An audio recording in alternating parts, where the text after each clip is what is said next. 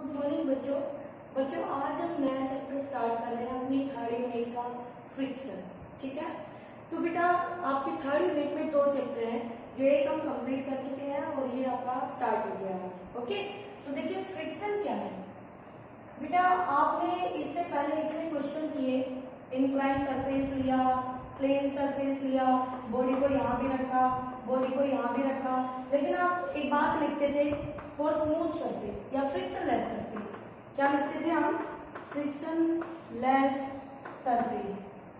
यानी इससे पहले हमने फ्रिक्शन को कैसा माना, हमने सरफेस को कैसा माना है? स्मूथ माना है, फ्रिक्शन लेस माना है। ठीक है, लेकिन अब हम उस सरफेस के फ्रिक्शन को भी कंसीडर करेंगे, यानी कि अब हम फ्रिक्शन को पढ़ने वाले हैं। ठीक है, फ्रिक्शन क्या है? अगर मैं आपको देसी भाषा में समझाऊं या देसी एग्जांपल से अगर मैं आपको बताऊं तो बेटा फ्रिक्शन बहुत ही नेसेसरी एक तरह से फोर्स लगा लीजिए जो हमारे लिए बहुत जरूरी है, क्योंकि इस बोर्ड के ऊपर मैं लिख रही हूँ तो वो फ्रिक्शन की हेल्प से लिख रही हूँ। अगर हम चलते हैं तो फ्रिक्शन की हेल्प से चल रहे हैं। अगर ये आपके ये जो यहाँ से चौक के डस्ट पार्टिकल्स यहाँ रुके हुए हैं, ये फ्रिक्शन की वजह से पकड़ करके यहाँ बैठे हुए हैं। ठीक है बेटा, तो फ्रिक्शन जो है हमारे लिए उसके एडवांटेज है, डिसएडवांटेज भी है।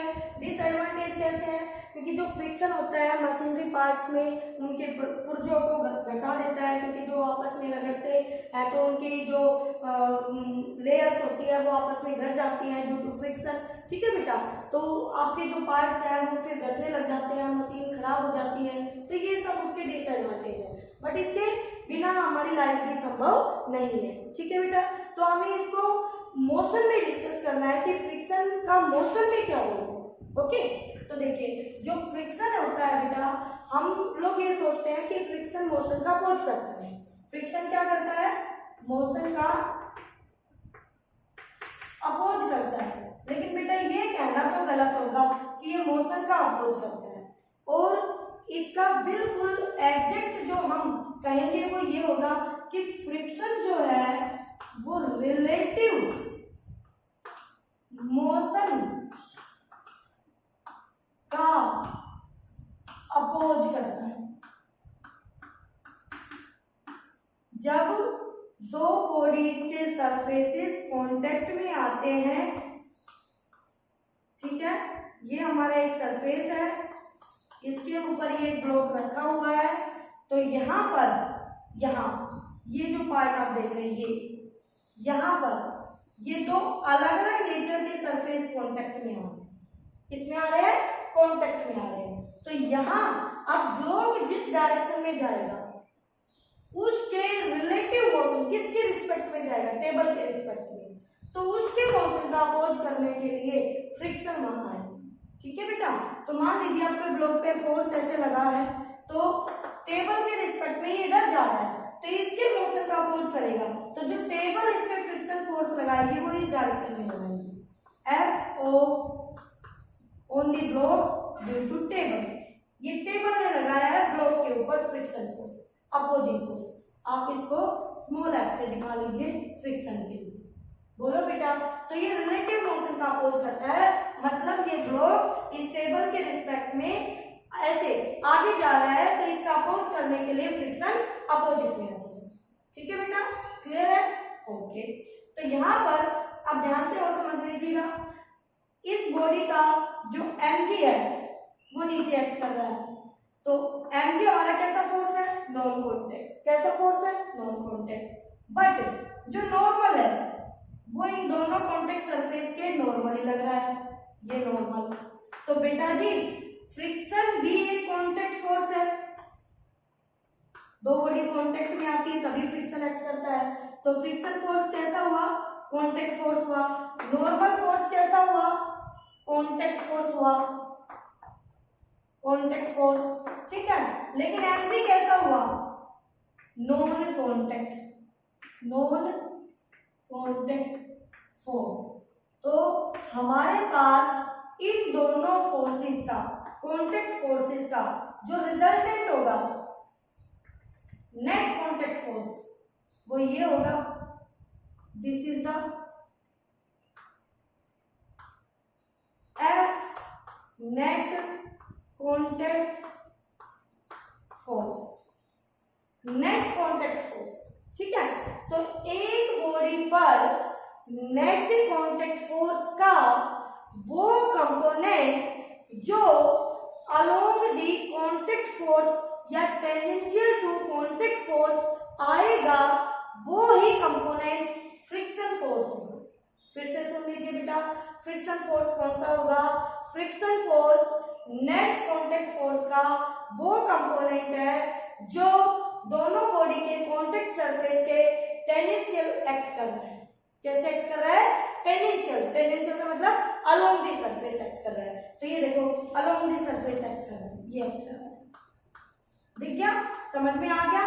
तो यहाँ पर इस बॉडी के ऊपर दो कॉन्टैक्ट फोर्स थे, उनका रिजल्टेंट नेट कॉन्टैक्ट फोर्स होता है।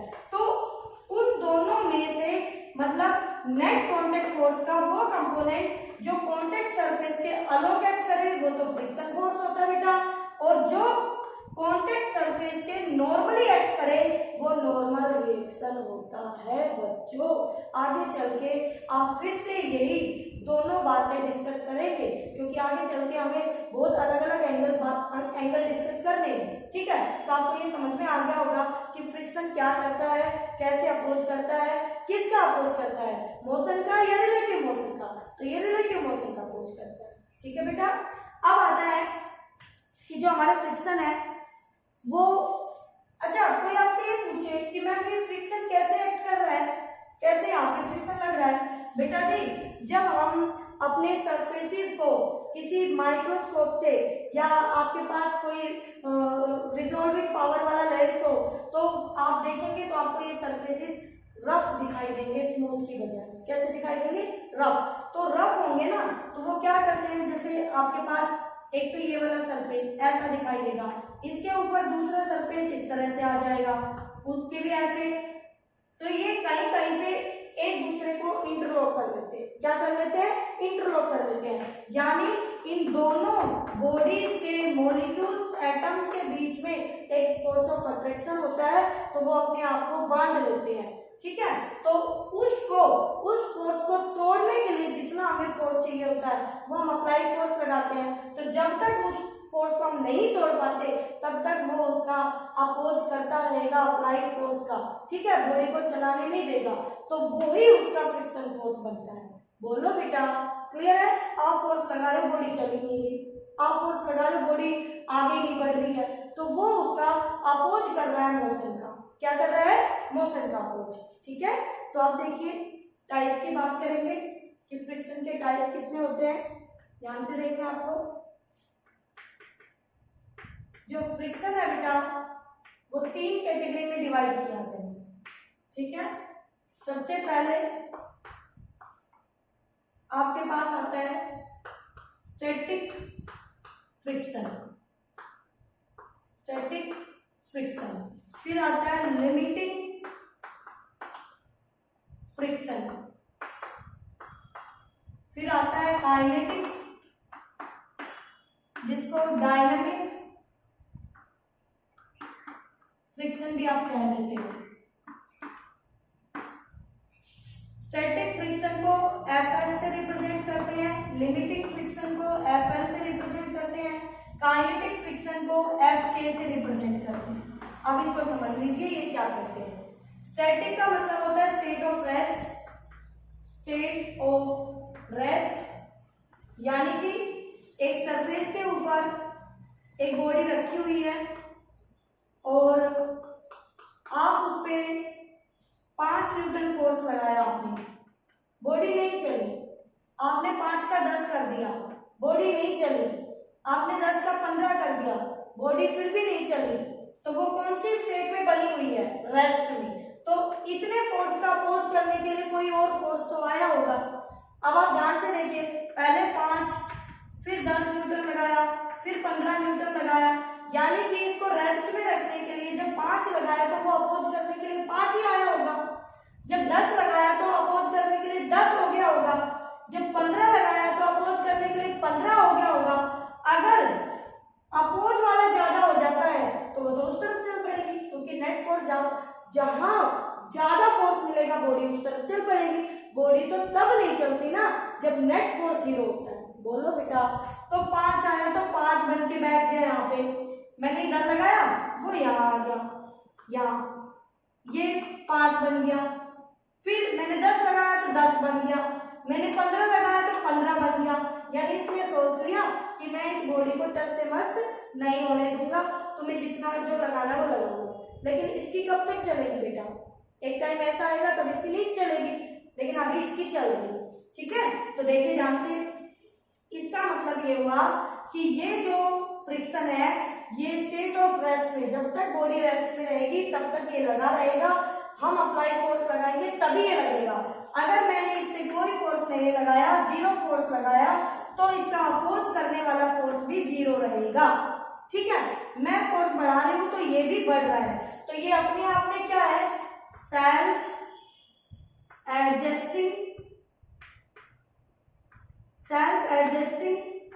फोर्स। कैसा फोर्स है ये? सेल्फ एडजस्टिंग, अपने आप को खुद ही एडजस्ट कर लेता है, किसी को आना नहीं पड़ता, अपने आप खुद कर लेगा एडजस्ट। 0 लगाओगे तो 0 बन के बैठ जाएगा। मतलब ये तो क्या करता है भाई, छुपा रुस्तम है, हमें तो पता ही नहीं कि इसके पास कितनी वैल्यू है, जब हम जितनी लगाएंगे उतनी निकाल के पत्ता फेंक देता है। लो भैया मैं तो इतना हूं। कौन? Static friction. जब तक इसकी चलेगी तब तक ये ऐसा करेगा। ठीक है बेटा, तो स्टैटिक फ्रिक्शन कैसा कैसा पाया आपने? पहली बात, ये बॉडी को रेस्ट में रखता है। ओके, ये आपका सेल्फ एडजस्टिंग फोर्स है। कैसा है? Self adjusting. ओके, जिस टाइम पर इसकी नहीं चलेगी, मतलब इसकी जितना इसका दम है, जैसे मैंने यहाँ पर 20 न्यूटन फोर्स लगाया, मेरी बॉडी में कुछ हलचल सी होने की शुरुआत फील हुई मुझे, कि मुझे ऐसा लगा बॉडी बस चलने वाली है। उस वाली सिचुएशन की मैं बात कर रही हूँ। जब मैंने 20 न्यूटन लगाया तो ये वाला बेचारा बोला भाई मैंने हाथ खड़े कर दिए, बस इससे ज्यादा मेरी हिम्मत नहीं है। तो इसने खुद को 20 कर लिया।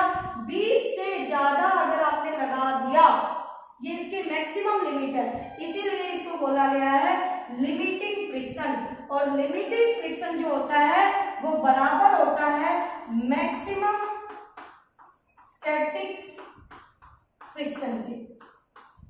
किसके बराबर होता है बेटा? मैक्सिमम स्टैटिक फ्रिक्शन के।